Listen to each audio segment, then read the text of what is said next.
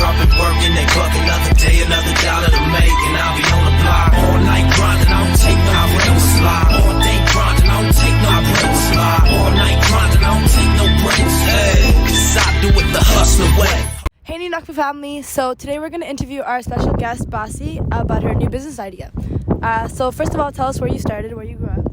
So I grew up in the Wilson area. I grew up going to soccer, ECAO, throughout all the Sundays, all years, and yeah.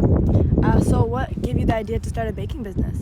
Quarantine, I was bored. I had nothing better to do besides work and school, so I'm like, let me try something new, try something different, take up some time. Scrolling on TikTok, I saw people doing like strawberries, things like that, so I'm like, let's try it out, and here we are. Did you ever have any interest in baking when you were younger? When I was younger, I used to bake for like any family functions, like just cakes and cupcakes, things like that. And then I never actually thought I would do it like in the future for monetary value, but here we are. That's crazy. Do you have any like urgent baking inspirations that you've seen in the community or even anywhere? I've seen a couple people, but I know they don't really they do more like sweets, like baking, cupcakes, cookies, things like that. So I'm like, let's not take away from them, let's do strawberries. Yeah. So what exactly do you do?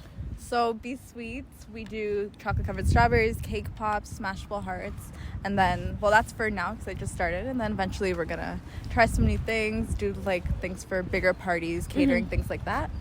So what's the type of, okay, I'm gonna say it. What kind of groups do you work for right now? Like, what's the volume? Honestly, most people are ordering for events, especially with COVID. I feel like everybody just wants to order something special, something that is more personalized to everybody. So it's mostly been birthdays or different holidays that are going on, things like that. Okay. So what exactly, so what did it take to create your movement? So when I started BSweetTo, it was a lot of friends and family.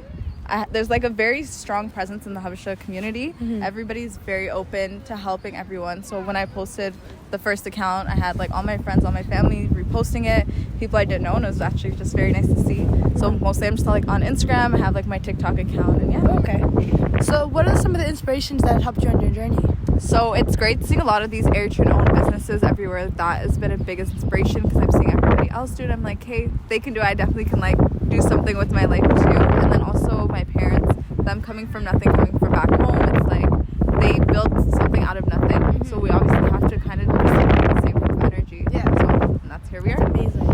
What are some of the positive or negative experiences that you've had during your movement? I wouldn't say negative would be the word, but I found it difficult at the beginning of the quarantine, balancing school, balancing my full-time job, and like also doing BSweetTo. But now I kind of have it down to like a science routine. Yeah. And then positives was just like the feedback from everybody supporting me, everybody posting me, doing what they can to support. That's always nice to see, and it actually really made me smile and happy. Yeah. So what's some advice that you would give to Eritrean youth that are interested in entrepreneurship? Honestly, just start. Whatever idea you have, regardless if you have everything mapped out, just do it. See what happens. Get help from people, ask questions. If you know anybody doing businesses, ask anybody. Everybody's always willing to help. And make sure you're about your money. Don't let people come and say, oh yeah, I'll pay for you after. Whatever policies you have for everybody else, keep the same policy. Doesn't matter if you know them your whole life, if you met them yesterday. Same thing goes for everybody, same prices for everybody. Don't pick and choose how you do your business. All right, new Nakfa family. Well, thank you for having us today, Basi. Thanks for interviewing me. Thanks for having me. So before we go, is there any way that we can reach you? You can find me on Instagram, BSweetTo, TikTok, BSweetTo. DM me, and I'll be more than happy to make you guys something. Coming, dropping work, and they buck another day, another dollar to make, and I'll be on the block all night grinding. I don't take